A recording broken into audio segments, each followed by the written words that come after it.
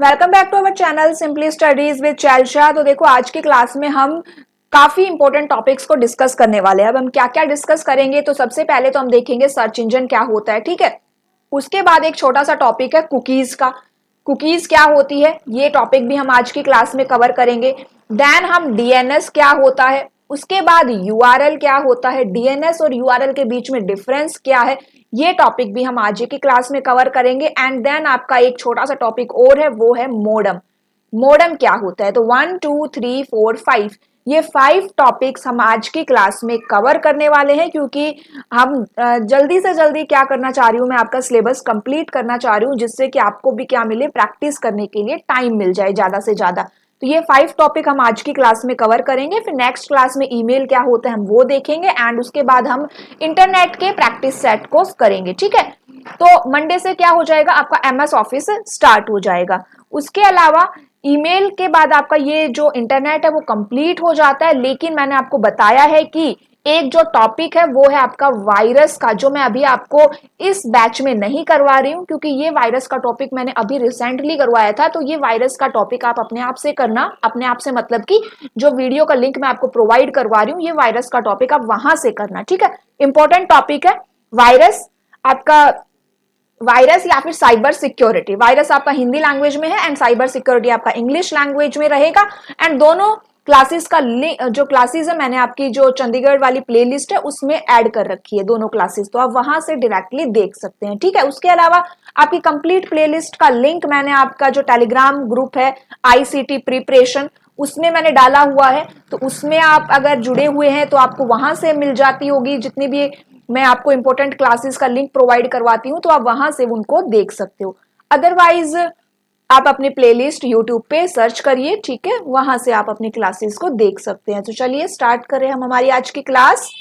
अब यहाँ पे देखिए, चलिए स्टार्ट करते हैं। सर्च इंजन क्या होता है, वैसे मैंने आपको बताया कि भाई गूगल क्रोम और गूगल में सर्च इंजन कौन सा है आपका, गूगल एक सर्च इंजन है। फर्स्ट क्लास में ही मैंने आपको जो सर्च इंजन है उसका बेसिक फंक्शन करके दिखाया था कि सर्च इंजन मेनली आपका यूज होता है कोई भी जो इंफॉर्मेशन होती है उसको सर्च करने के लिए, ठीक है। नाम से ही पता चल रहा है सर्च इंजन किसके लिए यूज होगा, सर्च करने के लिए यूज होगा, ठीक है। सर्च इंजन क्या है, आपका एक सॉफ्टवेयर है जिसे इंटरनेट के द्वारा चलाया जाता है और जहां पर हम किसी भी प्रकार की सूचना की खोज कर सकते हैं, ठीक है। अब दूसरी इंपॉर्टेंट बात यह है कि यहाँ पे अगर आपसे एग्जाम में पूछा जाए कि जो इंफॉर्मेशन आपको सर्च करनी है या फिर यूजर को इंटरनेट से जोड़ने के लिए किसका ज्यादा रोल होता है, सर्च इंजन का होता है या फिर वेब ब्राउजर का होता है, तो देखिए वेब ब्राउजर का ज्यादा रोल होता है, क्योंकि अगर आपके पास वेब ब्राउजर नहीं है तो सर्च इंजन किस पे चलाओगे, है ना। तो मेन क्या है, आपका वेब ब्राउजर है, जिसके बारे में हमने लास्ट क्लास में डिस्कस किया था। वेब ब्राउजर का प्रयोग करके हम सर्च इंजन पर किसी भी वेबसाइट को क्या कर सकते हैं, देख सकते हैं, ठीक है। Search engine is a software that is run through the internet and where we can search for any type of information using a web browser. We can see any website on the search engine. Search engine के जनक कौन है भाई, तो यहाँ पे देखिए Elon एम्टेस, इन्होंने पहला सर्च इंजन बनाया था, ठीक है। तो सर्च इंजन के फादर या फिर सर्च इंजन के जनक किसे कहा जाता है, वर्ल्ड वाइड एलन एम्टेज को। अब यहाँ देखो टॉप 10 सर्च इंजन के नाम, एंड यहाँ से एग्जाम में क्वेश्चन आपको देखने को मिल जाएगा कि आपसे पूछा जाएगा कि इन 4 ऑप्शन में से कौन सा एक सर्च इंजन है या कौन सा सर्च इंजन नहीं है। ज्यादातर पूछे जाने वाले सर्च इंजन के नाम ये 10 है, ठीक है। ये 10 सर्च इंजन जो बार बार एग्जाम में पूछे जाते हैं। तो यहाँ पे देखिए सबसे पहला सर्च इंजन क्या है आपका, गूगल सर्च इंजन। और ये सर्च इंजन कहाँ का है भाई, कि ये जो गूगल सर्च इंजन जिस कंपनी ने बनाया है, या फिर हम कह सकते हैं कि ये कंपनी कहाँ की है, तो ये अमेरिका का है, ठीक है। उसके अलावा सेकंड है याहू सर्च इंजन, थर्ड है आपका AOL सर्च इंजन, फोर्थ है आपका duck duck go search engine, ask.com Microsoft company का बिंग सर्च इंजन है, ठीक है। एंड बाइडू जो काफी बार पूछा जाता है, ये बाइडू सर्च इंजन कहाँ का है, तो ये चाइना का है। इन्फोसिक, अल्टा विस्टा और आपका यांडेक्स। यांडेक्स सर्च इंजन कहाँ का है? रूस का है। तो मैंने यहाँ पे 3 सर्च इंजन बताए। गूगल अमेरिका का है, ठीक है, बिंग आपका माइक्रोसॉफ्ट कंपनी का रहेगा, बाइडू आपका चाइना का है और यांडेक्स रूस का है। तो इनकी कंट्री भी इंपॉर्टेंट है, इसीलिए इनकी कंट्री यहाँ पे मेंशन की गई है, ठीक है। ये आपके 10 इंपॉर्टेंट सर्च इंजन के नाम रहेंगे। अगर हमसे पूछा जाए, वैसे ये क्वेश्चन एग्जाम में नहीं आता है, ठीक है, ये आपकी जनरल नॉलेज के लिए है कि जो भारत का पहला सर्च इंजन कौन सा है। तो guruji.com हम बोलते हैं कि भाई भारत का पहला सर्च इंजन था। अभी ये सर्च इंजन नहीं चलता है, इसको डीएक्टिवेट कर दिया गया है, ठीक है। पहले ये सर्च इंजन था। आईआईटी दिल्ली के जो 2 स्टूडेंट है, अनुराग और गौरव मिश्रा ने 2006 में ये एक सर्च इंजन बनाया था और 2011 में इसे बंद कर दिया गया क्योंकि इसके अंदर कुछ प्रॉब्लम्स थी। अब आगे देखिए, वर्ल्ड का फर्स्ट सर्च इंजन, ये एग्जाम में पूछा जाता है। दुनिया का पहला सर्च इंजन कौन सा है? तो आर्ची है। कौन सा सर्च इंजन है? आर्ची। इसे किसने बनाया? तो भाई जो सर्च इंजन के फादर है उन्हीं ने इसको बनाया होगा, इसीलिए वो सर्च इंजन के फादर है। तो ऊपर हमने देखा था सर्च इंजन के फादर थे एलन एम्टेज। तो एलन एम्टेज ने कौन सा सर्च इंजन बनाया था? आर्ची सर्च इंजन बनाया था। ये दुनिया का पहला सर्च इंजन था। इसे 10 सितंबर 1990 में 10th ऑफ सितंबर 1990 में इसे बनाया गया था, ठीक है। आगे देखिए, अगर क्वेश्चन आए कि दुनिया का सबसे बड़ा सर्च इंजन कौन सा है, दुनिया का सबसे टॉप का सर्च इंजन कौन सा है, सबसे अच्छा सर्च इंजन कौन सा है, सबसे पॉपुलर सर्च इंजन कौन सा है, तो आपका जवाब क्या आएगा भाई? गूगल, ठीक है। हर तरह से गूगल क्या है? आपका नंबर 1 है। अब चलिए गूगल के बारे में थोड़ा और जान लेते हैं। गूगल सर्च इंजन किसने बनाया था? तो गूगल सर्च इंजन आपका बनाया था सेर्गेई ब्रिन और लैरी पेज ने, ठीक है। कब बनाया था? 1998 में, 1998 में गूगल सर्च इंजन बनाया गया था। और ये जो गूगल है वो कहाँ की कंपनी है? आपकी अमेरिका की कंपनी है। काफी बार एग्जाम में आ जाता है कि भाई गूगल कहाँ की कंपनी है, तो गूगल अमेरिका की कंपनी है। जो गूगल है उस पर सर्च इंजन की लिस्ट की कोई सीमा नहीं है। इसमें आप किसी भी तरह की इंफॉर्मेशन और बहुत सी चीजें इसमें आती है जो आज के समय में हर एंड्रॉइड फोन में पाई जाती है, ठीक है। तो इंपॉर्टेंट क्या है आपके? ये स्टार्टिंग के 2 पॉइंट इंपॉर्टेंट है कि किसने बनाया, कब बनाया और कहाँ की कंपनी है। चलिए अब चलिए देखिए कि जो गूगल सर्च इंजन है वो कौन कौन सी सर्विसेज आपको प्रोवाइड करवाता है। एग्जाम में ये भी पूछा जा सकता है कि भाई इनमें से कौन सी सर्विस गूगल की है या कौन सी नहीं है। तो गूगल न्यूज है, ठीक है, गूगल के प्रोडक्ट्स है, एक यूट्यूब भी आपके पास, गूगल फोटोज भी आती है, गूगल ट्रांसलेटर भी है, गूगल ड्राइव है, गूगल ड्राइव की है, गूगल की है। जी ड्राइव किसकी? आपकी गूगल की है। और अगर आपसे पूछा जाए वन ड्राइव किसकी है, तो वन ड्राइव माइक्रोसॉफ्ट की है, ठीक है। ये गूगल ड्राइव, ये वन ड्राइव क्या है? ये क्लाउड स्टोरेज है। क्या है ये? आपकी क्लाउड स्टोरेज है। इनका मतलब क्या होता है कि अगर आपको कुछ भी इंफॉर्मेशन स्टोर करनी है तो आप डायरेक्टली अपने फोन की मेमोरी को यूज ना करके इंटरनेट पे क्लाउड की मेमोरी को क्या कर सकते हो? यूज कर सकते हो एंड क्लाउड पे अपने डेटा को स्टोर कर सकते हो। तो इसीलिए जो गूगल ड्राइव है वो गूगल का क्लाउड स्टोरेज है एंड जो वन ड्राइव है आपका वो माइक्रोसॉफ्ट का क्लाउड स्टोरेज है, ठीक है। ये क्वेश्चन एग्जाम में आया हुआ है वन ड्राइव वाला, ये आपका जो ईएमआरएस का एग्जाम हुआ था उसमें पूछा गया था। नेक्स्ट यहाँ पे देखिए गूगल डॉक्स भी है। जैसे आपका माइक्रोसॉफ्ट वर्ड होता है वैसे ही आपकी गूगल डॉक्स होती है, गूगल शीट भी होती है, ठीक है। गूगल पत्रक है, गूगल स्लाइड, जैसे पावर पॉइंट है वैसे ही आपकी गूगल स्लाइड्स है, गूगल कैलेंडर है, वेब स्टोरीज है, एटसेट्रा। तो ये सारी क्या है? आपकी गूगल सर्विसेज देता है। अब यहाँ पे देखिए कुछ बातें कि गूगल ने जीमेल, गूगल मेल, जीमेल का पूरा नाम क्या है? Google mail. तो गूगल ने जीमेल को कब लॉन्च किया? 2004 में। गूगल ने इमेज सर्च इंजन कब लॉन्च किया? 2001 में। इमेज सर्च इंजन का मतलब क्या हुआ कि गूगल में आपने देखा होगा ना, उसमें इमेज का एक अलग से ऑप्शन दिखाई देता है। अगर आपको सिर्फ फोटोज सर्च करनी है तो पहले आप उस इमेज ऑप्शन पे क्लिक करिए, उससे क्या होगा? गूगल का जो इमेज सर्च इंजन है वो एक्टिव हो जाएगा। गूगल का पहला होम पेज कब लॉन्च हुआ था? 1998 में। गूगल ने गूगल मैप कब स्टार्ट किया था? 2005 में। गूगल सर्च इंजन कितने बाइट का है? 100 मिलियन बाइट का है। गूगल के सीईओ कौन है? सुंदर पिचई है। गूगल सर्च पूरी तरह से अपने आप करने वाला क्या है? एक सर्च इंजन है। अब यहाँ पे देखिए, गूगल के अंदर जब सर्च होती है ना, तो वो एक सॉफ्टवेयर का यूज करता है, एंड उस सॉफ्टवेयर का क्या नाम है? Web crawler software.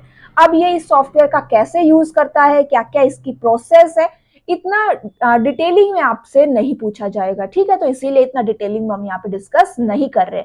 हमारे लिए क्या इंपॉर्टेंट है कि जो गूगल है वो कौन सा सॉफ्टवेयर यूज करता है? वेब क्रॉलर सॉफ्टवेयर यूज करता है, अगर आपसे एग्जाम में पूछ लिया जाए तो, ठीक है? इतना हो गया। ये क्या है? आपकी सर्च इंजन से रिलेटेड जितनी इंपॉर्टेंट बातें बनती है वो हमने यहाँ पे डिस्कस कर ली, ठीक है? जिन्होंने भी नोट्स लिए हैं उनके पास कुकीज के नोट्स नहीं होंगे तो मैं उनको ये प्रोवाइड करवा दूंगी, ठीक है? कुकीज का जो पीडीएफ है वो मैं आपको सेंड कर दूंगी। अब यहाँ देखिए कि कुकीज क्या होती है। सबसे पहले तो मैं आपको सिंपल सी डेफिनेशन में समझा देती हूँ कि कुकीज एक्चुअली में होती क्या है। देखो, आप जब भी इंटरनेट के ऊपर कुछ सर्च करते हो, है ना, आपने उसके ऊपर कुछ भी सर्च किया, मान लीजिए आप कोई भी प्रोडक्ट देख रहे हो, किसी भी बुक के बारे में देख रहे हो, आप चंडीगढ़ की आईसीटी बुक के बारे में देख रहे हो, या फिर चंडीगढ़ पीजीटी या टीजीटी एग्जाम के लिए बुक देख रहे हो। अब आपने गूगल पे सर्च कर लिया कि मुझे ये बुक दिखाओ, ठीक है? अभी आपने क्या किया, आपको तो सिर्फ उस टाइम पे दिखाया, लेकिन नेक्स्ट टाइम से आपको अपनी ही सर्च से रिलेटेड और भी बहुत सारी अलग अलग वेबसाइट से आपको वो उसके रिजल्ट देखने को मिलेंगे, है ना? आपने देखा होगा कि आप कुछ भी सर्च करते हो, नेक्स्ट टाइम से आपको क्या मिलता है? उसी से रिलेटेड काफी कुछ देखने को मिलता है। फिर चाहे वो फेसबुक पे देख लो, इंस्टाग्राम पे भी आपको कहीं ना कहीं मिल जाएगा, यूट्यूब पे भी मिल जाएगा, गूगल पे मिल जाएगा, अमेजोन, फ्लिपकार्ट, इन सब पे क्या मिलेगा आपको? आपने जो सर्च किया उससे रिलेटेड नेक्स्ट टाइम आप जब भी उसको विजिट करोगे, आपको उससे रिलेटेड इंफॉर्मेशन सबसे पहले दिखाई देगी। ये कैसे पता चलता है? ये इसलिए पता चलता है कि भाई आपने इंटरनेट पे जो भी सर्च किया वो इंफॉर्मेशन कई बार तो आपकी मर्जी से, ठीक है, और कई बार आपकी मर्जी के बिना वो इंफॉर्मेशन स्टोर कर ली जाती है कुकीज की फॉर्म में, ठीक है? एंड बाद में उन कुकीज को या तो किसी को सेल कर दिया जाता है, किसी भी बिजनेसमैन को वो इंफॉर्मेशन सेल कर दी जाती है, ठीक है? एंड बाद में वो इंफॉर्मेशन वो अपने तरीके से कैसे भी यूज कर सकता है। ये काफी बड़ा एक वो है, आप बोल सकते हो बिजनेस है, कि जिसमें हमारे यूजर की जो भी हम सर्च कर रहे हैं हमारी इंफॉर्मेशन को क्या कर दिया गया है? सेल कर दिया जाता है, ठीक है? और पैसे कमाए जाते हैं। तो ये क्या है? एक अलग से एक बिजनेस है। ये इतने डिटेलिंग में हम आप डिस्कस नहीं करेंगे क्योंकि फिर आपका डेटा माइनिंग वगैरह वो सब आ जाएगा। लेकिन इतना आपके लिए इंपॉर्टेंट रहेगा कि जो आपने सर्च किया वो इंफॉर्मेशन कहाँ पे स्टोर हो गई? कुकीज की फॉर्म में वो स्टोर हो गई। कई बार तो आपसे पूछ लिया जाएगा कि भाई कुकीज है, यहाँ पे आप एक्सेप्ट करना चाह रहे हो या फिर रिजेक्ट करना चाह रहे हो, है ना? कई वेबसाइट्स नहीं पूछती है। तो ये क्या है? आपकी कुकीज है, ठीक है? सिंपल सा समझ में आ गया ना कि कुकीज क्या होती है। अब चलिए बात कर लेते हैं कि यहाँ पे इसको थोड़ी सी कंप्यूटर की टर्म्स में कि एक्चुअली में कुकीज क्या है। तो cookies are small files of information. सबसे पहली बात, कुकीज क्या है? आपकी फाइल्स है। एग्जाम में अगर सॉफ्टवेयर, हार्डवेयर इस तरह से ऑप्शंस मिले ना, तो आपको कौन सा ऑप्शन टिक करना है? फाइल्स वाला ऑप्शन टिक करना है। कुकीज क्या होती है? स्मॉल फाइल्स ऑफ इंफॉर्मेशन होती है, ठीक है? That A web server generate. Second question बनेगा कि कुकीज को कौन जनरेट करता है? तो कुकीज को वेब सर्वर जनरेट करता है। नेक्स्ट देखिए, and sends to a web browser. और किसे सेंड करता है? वेब ब्राउजर को सेंड कर देता है, ठीक है? Web browser store the cookies they receive for a predetermined period of time और for the length of a user session on a website. जो वेब ब्राउजर है वो कुकीज को कब तक स्टोर करेगा?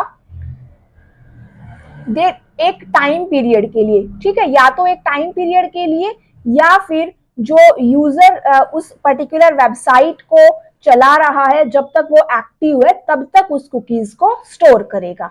They attach the relevant cookies to any future request the user makes of the web server. ये जो कुकीज होती है ये यूजर भी यूज कर सकता है। कैसे?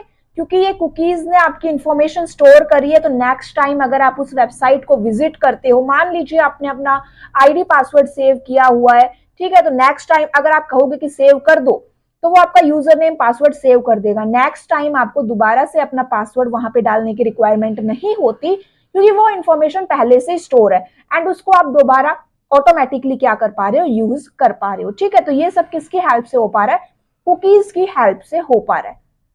अब आगे देखिए कि कुकीज को हम इंटरनेट कुकीज भी कहते हैं। ये टेक्स्ट फाइल्स होती है with small piece of data like a username and password. They are used to identify your computer as you use a network.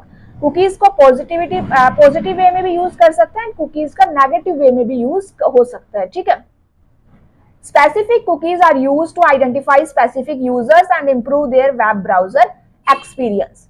A cookie store information about the user's web activity, कि user ने internet पे क्या किया वो information भी cookies store करती है।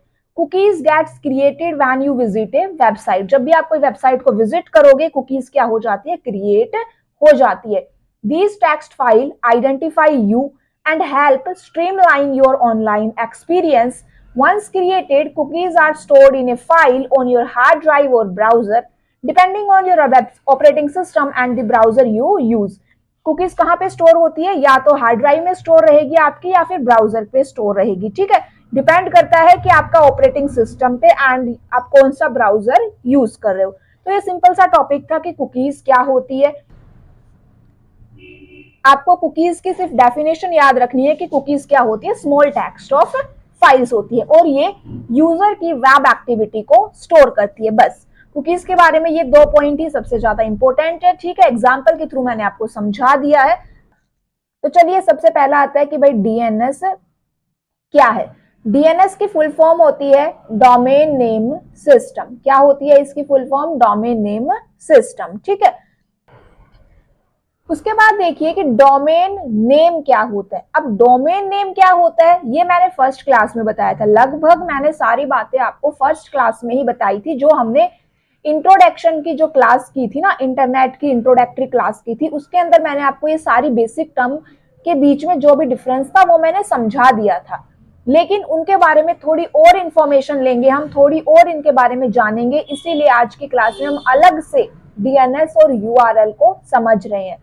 अब यहाँ देखिए डोमेन नेम क्या होता है। तो भाई मैंने आपको बताया था कि इंटरनेट पे आप कोई भी इंफॉर्मेशन सर्च करते हो, कोई भी वेबसाइट सर्च करते हो, तो उसको 2 तरीकों से सर्च कर सकते हो। पहली, या तो आप उसको डायरेक्टली सर्च इंजन पे जाके उसको ढूंढ ले। ठीक है, सेकंड क्या है, अगर आपको अपनी वेबसाइट का पूरा एड्रेस पता है तो आप उसको एड्रेस बार में डाल दीजिए एंड डायरेक्टली आपकी वो वेबसाइट आपके सामने ओपन होके आ जाएगी। तो ये क्या है, हमारे पास 2 मेथड होते हैं इंटरनेट पे कोई भी वेबसाइट या कोई भी जानकारी को सर्च करने के लिए। ठीक है, उसके बाद यहाँ पे देखिए कि जो आपकी वेबसाइट का नाम होता है उसी को हम क्या कहते हैं, डोमेन नेम कहते हैं। ठीक है, समझिए डिफरेंस, लास्ट तक क्लास देखिएगा, समझ में आ जाएगा कि क्या मैं समझाना चाह रही हूँ। यहाँ पे देखिए जो वेबसाइट का नाम है वो क्या है, आपका डोमेन नाम है। ठीक है, डोमेन नेम उसे हम कहते हैं। जैसे एग्जांपल के लिए देखिए www.google.com, amazon.com, facebook.com, क्योंकि ये www आपका मैंडेटरी नहीं है इसीलिए आगे मैंने यहाँ पे मेंशन भी नहीं किया। ये क्या है, आपका डोमेन नेम है। ठीक है, अब आप कहोगे कि मैम फर्स्ट क्लास में तो आपने बताया था कि ये यूआरएल भी होता है, तो इसीलिए मैं कह रही हूँ कि दोनों के बीच का डिफरेंस आपको हम यहाँ पे समझा रही हूँ मैं आपको। अब यहाँ पे देखो कि जो डोमेन नेम होता है वो 2 या 2 से अधिक पार्ट्स में क्या होता है, डिवाइड होता है। एंड डिवाइड किससे होता है, ये डॉट से सेपरेट होता है। ठीक है, यहाँ पे आप देख रहे हो ना डॉट है बीच में, तो डोमेन नेम को कौन सेपरेट करता है, डॉट सेपरेट करता है। डोमेन नेम आपका 2 या उससे अधिक पार्ट्स में क्या होता है, डिवाइड होता है। अब ये भी मैंने आपको बताया था कि जो वेबसाइट होती है उसके 2 एड्रेस होते हैं। क्या होते हैं, उसके 2 एड्रेस होते हैं। एक उसका आईपी एड्रेस होता है जिसके बारे में मैंने आपको बता दिया है, IP version 4, IP version 6, and एक आपका डोमेन नेम होता है। ठीक है, इनके बारे में हमने देख लिया था। अगर आपने फर्स्ट क्लास नहीं देखी है तो देख लेना, उसमें आपके ये सारे डाउट्स क्लियर हो जाएंगे कि आईपी एड्रेस क्या होता है। ठीक है, डोमेन नेम क्या है भाई, डोमेन नेम जो कैरेक्टर्स और नंबर्स का मिक्सचर होता है, और जो आईपी एड्रेस है उसमें केवल नंबर्स होते हैं। जैसे www.example.com ये क्या है, आपका एक डोमेन नेम है, एंड आईपी एड्रेस ये देखिए यहाँ पे सिर्फ नंबर्स है। ये क्या है आपका एक आईपी एड्रेस है, ठीक है। अब आगे देखिए, डोमेन नेम क्या होते हैं, यूनिक होते हैं। इसका क्या मतलब हुआ कि किन्हीं भी दो वेबसाइट का डोमेन नेम एक जैसा नहीं हो सकता। उसी तरह से आईपी एड्रेस भी क्या है आपके यहाँ पे यूनिक होते हैं, ठीक है।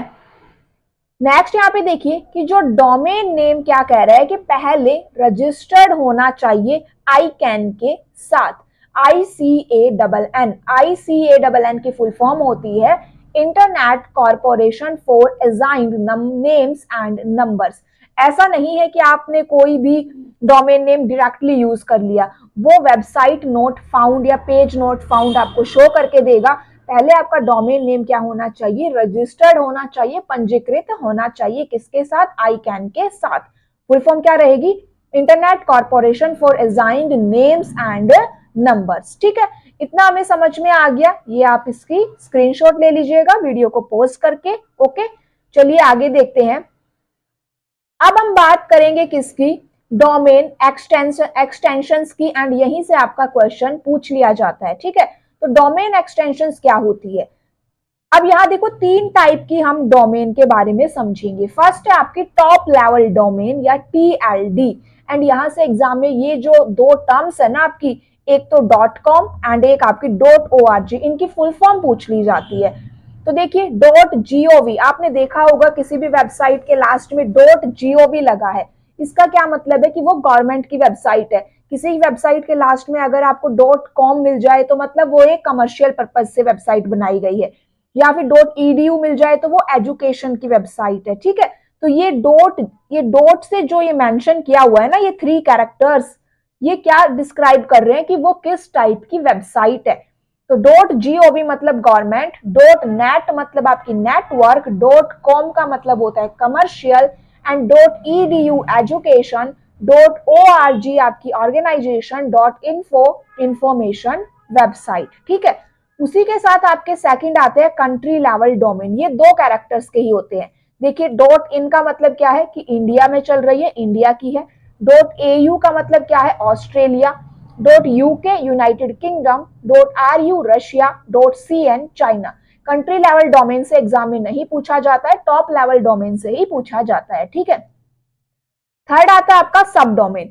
सब डोमेन क्या होता है, देखो एक तो आपका पूरा डोमेन नेम, ठीक है, पूरा डोमेन नेम, एंड उसमें से कोई एक छोटा सा पार्ट क्या कहलाएगा, सब डोमेन कहलाएगा।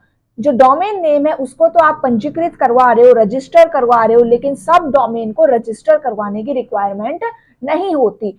इसे आप डायरेक्टली क्या कर सकते हो, यूज कर सकते हो। अब एग्जाम्पल देखो, आपने कोई वेबसाइट ओपन करी, कोई न्यूज़पेपर की वेबसाइट आप ओपन कर रहे हो, एंड न्यूज़पेपर की वेबसाइट में आपने, ऑनलाइन की मैं बात कर रही हूँ, ठीक है, आपने अपनी वेबसाइट ओपन कर ली न्यूज़पेपर की, मान लीजिए आपने टाइम्स ऑफ इंडिया ओपन किया है, एंड उसमें अलग अलग कॉलम बने होते हैं कि ये एंटरटेनमेंट्स का कॉलम है, यहाँ पे आपको बिजनेस की बातें मिलेगी, ये स्पोर्ट्स का कॉलम रहेगा। आपको क्या करना है, आपको सिर्फ स्पोर्ट्स की न्यूज देखनी है, तो आप डायरेक्टली क्या करोगे, स्पोर्ट्स वाले कॉलम पे क्लिक कर दोगे एंड सिर्फ स्पोर्ट्स की न्यूज आपको देखने को मिलेगी। तो वो जो स्पोर्ट्स है ना, स्पोर्ट्स पूरा क्या बनेगा, वो आपका इस तरह से बनेगा sports.news.com। तो ये क्या बन गया, आपका एक सब डोमेन बन गया। इसी तरह से अगर आपको पॉलिटिक्स की न्यूज देखनी थी तो ये सब डोमेन क्या रहेगा आपका, politics.news.com। ये आपने खरीदा नहीं है, ये ऑटोमेटिकली अपने आप ही जनरेट हो गया। तो ये हर एक वेबसाइट में होता है, ठीक है। जिस भी वेबसाइट में बहुत सारे कॉलम्स होंगे उस वेबसाइट में सब डोमेन्स आपको देखने को मिल जाएंगे। तो ये क्या है भाई, आपका सब डोमेन है, आपको समझ में आ गया होगा, ठीक है। अब चलिए बात कर लेते हैं किसके, डोमेन नेम संरचना या फिर स्ट्रक्चर ऑफ डोमेन नेम। अब यहां देखो, ये आपका स्ट्रक्चर है एक डोमेन नेम का, https://w3.amazon.com। ये https ये क्या है आपका प्रोटोकॉल है, एंड इसमें s का मतलब क्या होता है, सिक्योर होता है, ठीक है। अब यहां देखिए आगे W3, ये क्या है आपका एक सब डोमेन है। इस वेबसाइट में फिलहाल W3 आपका एक सब डोमेन आप इसको कह सकते हो। उसके अलावा अगर amazon.com में अगर हम यहाँ पे देखें कि मोबाइल्स का कॉलम ओपन करवा रहे हैं, फैशन का कॉलम ओपन करवा रहे हैं, तो वो सब डोमेन उसके रिगार्डिंग जनरेट हो जाएगा। .com क्या है आपका टॉप लेवल डोमेन है कि भाई ये कमर्शियल वेबसाइट है, बिजनेस पर्पज से बनाई गई है।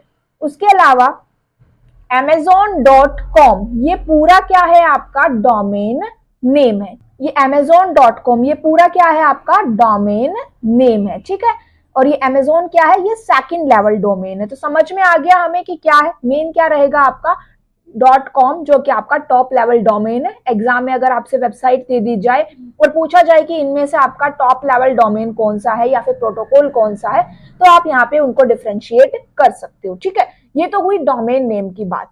अब ये डीएनएस क्या होता है, तो ये मैंने आपको बताया था कि जो डोमेन नेम है amazon.com इसको आईपी एड्रेस में कन्वर्ट करना पड़ेगा। इसे आईपी एड्रेस में कौन कन्वर्ट करता है, आपका डीएनएस सर्वर कन्वर्ट करता है, ठीक है। Translate the DNS domain name into an IP address is known as DNS, ठीक है। ये amazon.com जो ब्राउजर पे हमने टाइप किया एंड वेब सर्वर क्या देखेगा, इसका आईपी एड्रेस देखेगा। तो डीएनएस समझ में आ गया।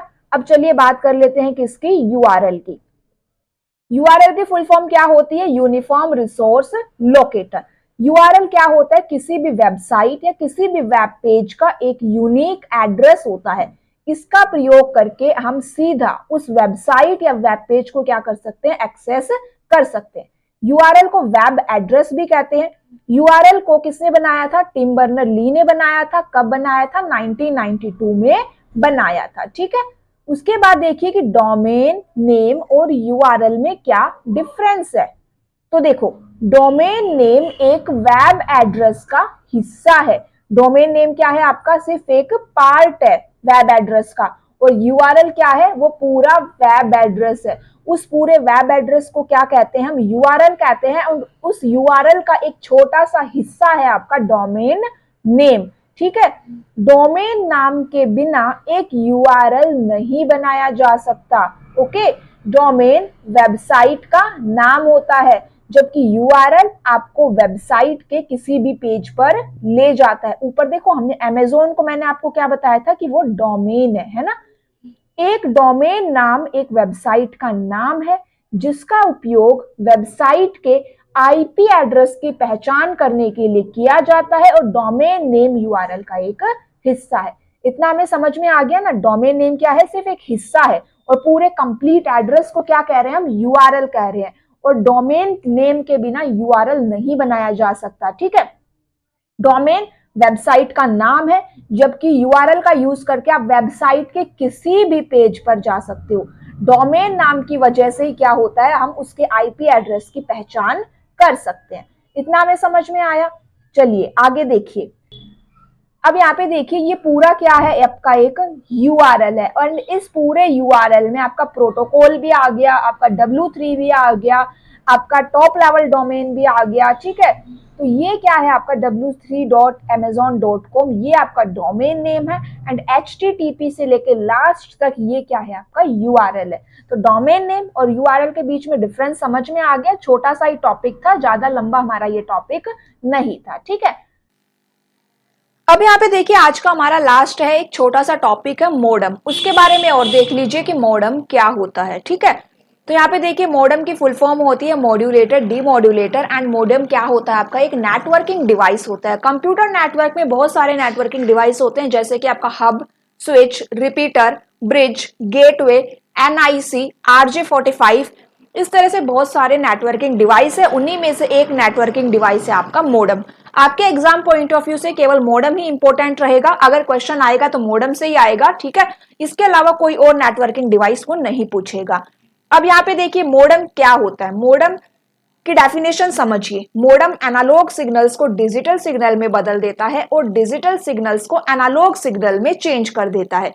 अगर आपको याद हो तो मैंने आपको टाइप्स ऑफ कंप्यूटर करवाया था, एंड उसमें मैंने आपको एनालॉग कंप्यूटर क्या होते हैं, डिजिटल कंप्यूटर क्या होते हैं, हाइब्रिड कंप्यूटर क्या होता है, वो करवाया था। एंड तभी मैंने आपको एनालॉग सिग्नल्स और डिजिटल सिग्नल्स के बारे में भी बताया था। तो ये वही एनालॉग और डिजिटल सिग्नल्स है जिनके बीच में कन्वर्जन कौन करवा रहा है, मोडम करवा रहा है, ठीक है। अब यहाँ पे देखिए कि मोडम का यूज किसके साथ किया जाता है, तो टेलीफोन के साथ किया जाता है। मोडम को कंप्यूटर व टेलीफोन लाइन के बीच में लगाया जाता है, एंड इसे इंटरनेट कनेक्टिविटी के लिए यूज करते हैं, ठीक है। उसके बाद देखिए ये आपके डिजिटल सिग्नल्स है एंड ये आपके एनालॉग सिग्नल्स है, इनके बारे में मैंने आपको बता रखा है। मॉडेम के अंदर कितनी प्रोसेस होती है, दो प्रोसेस होती है, मॉड्यूलेशन और डीमॉड्यूलेशन। अब ये मॉड्यूलेशन और डीमॉड्यूलेशन क्या होता है, तो मॉड्यूलेशन होती है डिजिटल सिग्नल्स को एनालॉग सिग्नल में बदलना और डीमॉड्यूलेशन क्या होती है, एनालॉग सिग्नल्स को डिजिटल सिग्नल में बदलना। जैसे कि ये आपका कंप्यूटर है, ये आपका टेलीफोन है, बीच में आपका मॉडेम है, ठीक है, ये दोनों एक दूसरे से कनेक्ट हो रखे हैं। अब अगर कंप्यूटर को इस टेलीफोन के पास कुछ सिग्नल भेजना है तो कैसे भेजेगा, कंप्यूटर डिजिटल सिग्नल्स भेजेगा एंड टेलीफोन एनालॉग सिग्नल्स को समझेगा। तो डिजिटल सिग्नल इसने भेजा, पहले ये मॉडेम के पास आए, मॉडेम ने इन डिजिटल सिग्नल्स को एनालॉग सिग्नल्स में बदल दिया और उसके बाद टेलीफोन लाइन के पास इसको भेजेगा। इस प्रोसेस को क्या कहा जा रहा है, मॉड्यूलेशन कहा जा रहा है। उसी के साथ यहाँ पे जो टेलीफोन है उसे कंप्यूटर के पास कोई सिग्नल भेजना है तो कंप्यूटर क्या करेगा, एनालॉग सिग्नल्स को जनरेट करेगा एंड इसे मॉडेम के पास भेजेगा। मॉडेम इन एनालॉग सिग्नल्स को डिजिटल सिग्नल्स में बदल देगा और फिर उसे कंप्यूटर के पास भेजेगा। इस प्रोसेस को क्या कह रहे हैं, डीमॉड्यूलेशन कह रहे हैं।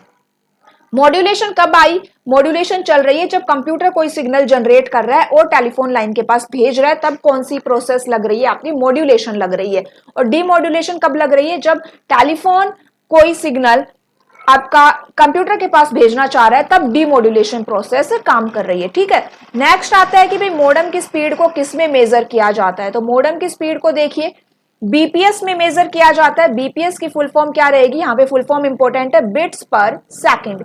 केबीपीएस किलो बिट्स पर सेकंड, एमबीपीएस मेगा बिट्स पर सेकंड। उसी तरह से जी हो जाए तो गीगा हो जाता है। ठीक है, सबसे स्मॉलेस्ट क्या है आपकी बीपीएस है, बिट्स पर सेकंड। ठीक है, और ये जो आपका मॉडेम है वो वायर्ड भी हो सकता है और वायरलेस भी हो सकता है। उस बहुत सारे टाइप्स होते हैं आपके मॉडेम के, ठीक है, लेकिन यहाँ पे आपके टाइप्स इतने इंपॉर्टेंट नहीं है। जैसे वायर्ड मॉडेम हो गया, वायरलेस मॉडेम हो गया, डीएसएल मॉडेम हो गया, उसके अलावा आपका full duplex, half duplex modem हो गया। तो इस तरह से बहुत सारे टाइप्स होते हैं मॉडेम की, लेकिन टाइप्स इंपॉर्टेंट नहीं है। तो आपके लिए जितना इंपॉर्टेंट है वो मैंने आपको करवा दिया। नेक्स्ट क्लास में हम ईमेल को डिस्कस करेंगे। ठीक है, ईमेल क्या होता है और उसी के साथ हम कुछ ईमेल से रिलेटेड इंपॉर्टेंट एमसीक्यूज को भी कवर करेंगे एंड देन आपकी इंटरनेट से रिलेटेड जितने भी एमसीक्यूज होते हैं हम एक प्रैक्टिस सेट उसका करेंगे। तो आपका इंटरनेट का टॉपिक यहाँ पे कंप्लीट हो जाएगा। फिर मंडे से हम क्या स्टार्ट करेंगे, हमारा